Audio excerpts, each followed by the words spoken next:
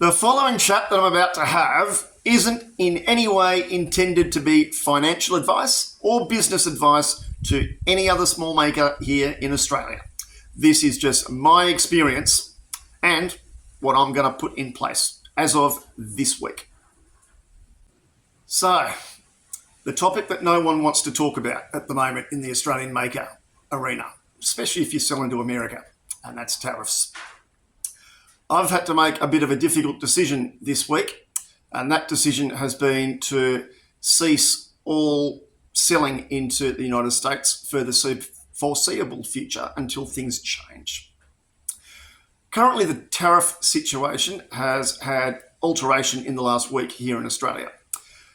From April up until now, we've had a 10% blanket tariff upon all goods that are sent and sold into America. So not if you're sending a gift or whatever, but if you're actually making money for stuff. Now, how does that work? Well, what happens is that I don't pay the tariff. Whoever buys it at the other end does.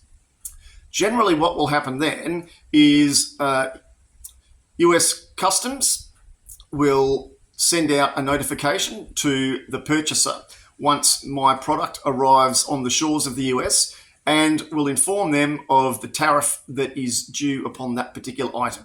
That has to be paid before that item will then be on-sent to the buyer. At 10%, that wasn't too bad. That was just a little bit like Australia's goods and services tax, which is also 10%.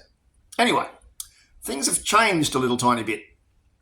As of this week, there was a $700, previously, there was a $700 threshold by which if your item was valued up to $700, those tariffs didn't apply. Most of the stuff that I send overseas isn't above $700. It's underneath that. So I was actually avoiding that, and therefore no great impost upon the customer, which was awesome. As of this week, that buffer has been abolished. So anything that is sold into the United States from Australia automatically grabs a 10% flat rate tariff.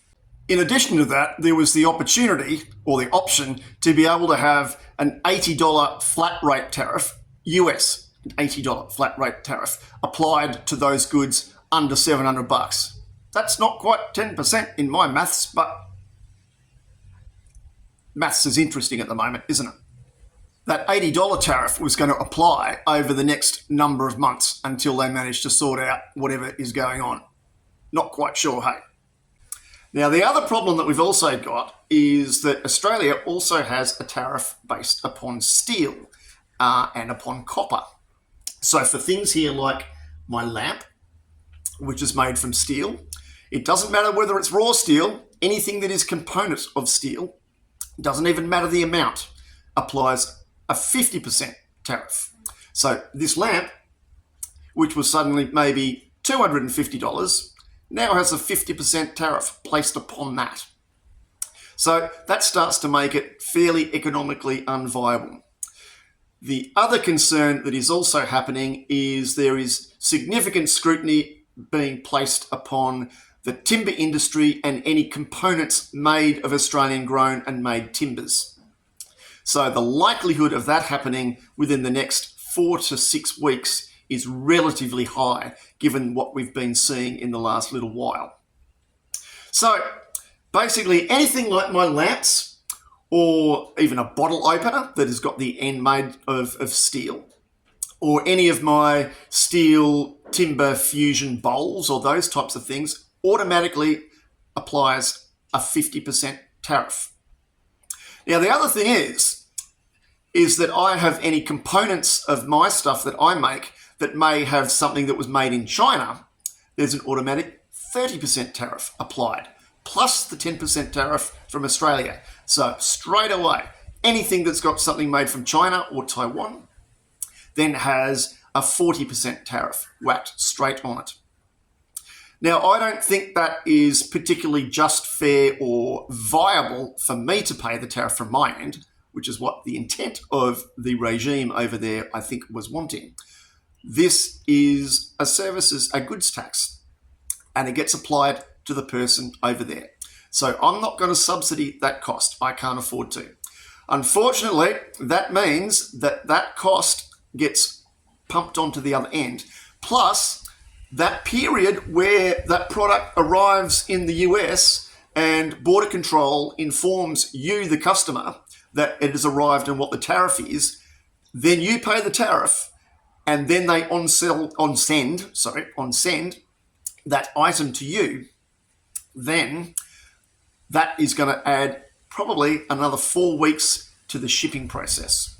So if you were thinking about that for birthday presents or Christmas presents or anything like that, you've got to give yourself possibly another 6 to 8 weeks worth of leeway in terms of the transportation arrangements.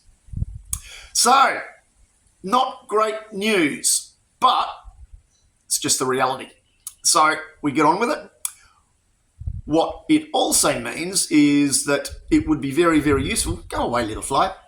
It would be very, very useful then if there can be additional greater support from local Australians to support local makers.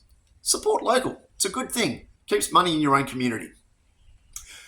None of this is intended to be financial or business advice to anyone. This is just my experience and my business decision. Take it with a grain of salt, but I won't be selling any more into the United States, unfortunately, until things change. Alrighty. Sorry, guys. Next time.